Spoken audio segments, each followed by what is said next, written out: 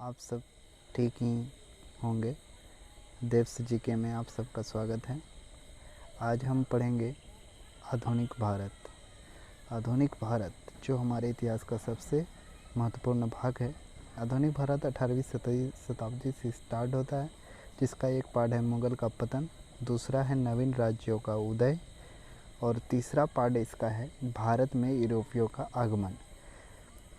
तो कहने का अर्थ ये हुआ कि आधुनिक भारत जो स्टार्ट होता है, हम वहाँ से स्टार्ट करते हैं जब मुग़लों का पतन हो जाता है, और उसके बाद नवीन राज्यों का उदय का भी कुछ भाग उसमें हम लोग पढ़ते हैं, और यूरोपियनों का आगमन। ये सारी घटनाएं कब होती है?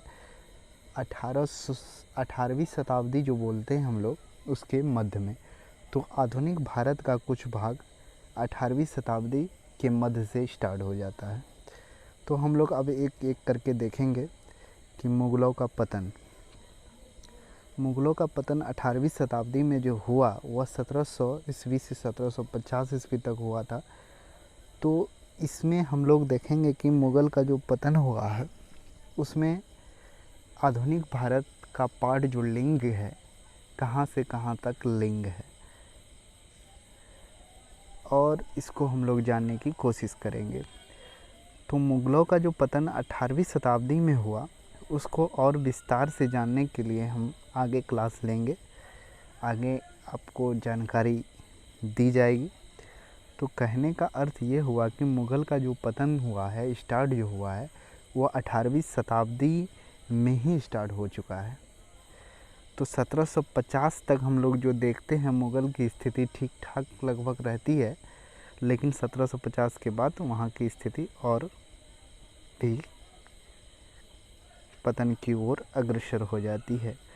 तो इसमें हम मोहम्मद शाह की बात करें तो 1719 से 1748, और शाह आलम की बात करें तो 1759 से 1806, और बहादुर शाह का बात करें तो 1837 से 1857। तो हम शाह आलम की बात करते हैं तो शाह आलम द्वितीय है, और बहादुर शाह जफ़र जिसको बोलते हैं वो भी द्वितीय ही है। तो मोहम्मद शाह तक की बात हम जब करते हैं 1719 से 1748 तक, वहाँ तक हमारा जो है कि आधुनिक भारत स्टार्ट हो जाता है। और दूसरा पॉइंट जो हमने कहा था नवीन राज्यों का उदय, उसमें हैदराबाद, कर्नाटक, अवध, बंगाल ये सब है, और उसके बाद मराठा, सिख, जाट, अफ़गान, मैसूर, राजपूत, केरल आदि नवीन राज्य उस वक्त हुए थे। तो पहला चार जो है हैदराबाद, कर्नाटक, अवध, बंगाल, ये सब क्या थे? ये सब राज्य जो थे वे नवीन थे। उसके बाद मराठा, सिख, जाट, अफ़गान और मैसूर वगैरह जो था स्वतंत्र राज्य था। और तीसरी पॉइंट की बात करें तो हमें करना पड़ेगा बात भारत में यूरोपियों के आगमन का। कब? जो 18वीं शताब्दी में आगमन हुआ था 1750 से 1790 तक। तो कहने का मतलब है, मैं यह कहना चाह रहा हूँ यहाँ कि हमारा जो आधुनिक भारत है वह अंग्रेज़ों के आगमन से ही स्टार्ट नहीं होता, बल्कि मुग़लों के पतन के बाद स्टार्ट हो जाती है। इतना जानकारी आप लोग को अभी देनी थी, या आप लोग इसे समझ सकते हैं। इसके बाद हम आगे देखेंगे और विस्तार से आगे क्लास होगी। और देव्स जीके में आपका जीएस में आपका स्वागत है। इसे वीडियो को लाइक करें और सब्सक्राइब करें और बेल को भी दबाएं ताकि आपको नोटिफिकेशन मिलती रहेगी। यह चैनल आपको शिक्षा के बारे में, आपको इतिहास, पॉलिटिकल साइंस, कमेंट भी करे, सारे सब्जेक्ट के बारे में धीरे धीरे आपको जानकारी देगी। तो अभी शुरुआती दौर है, धीरे धीरे इसकी क्वालिटी भी अच्छी होगी और एजुकेशन का भी क्वालिटी अच्छी होगी।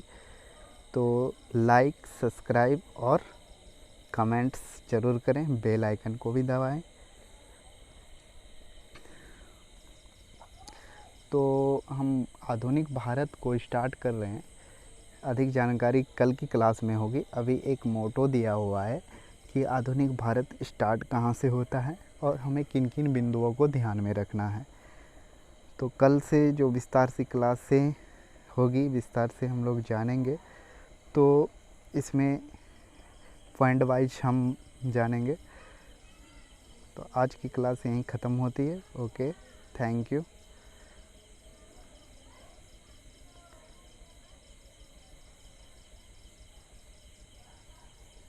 आप सभी का धन्यवाद।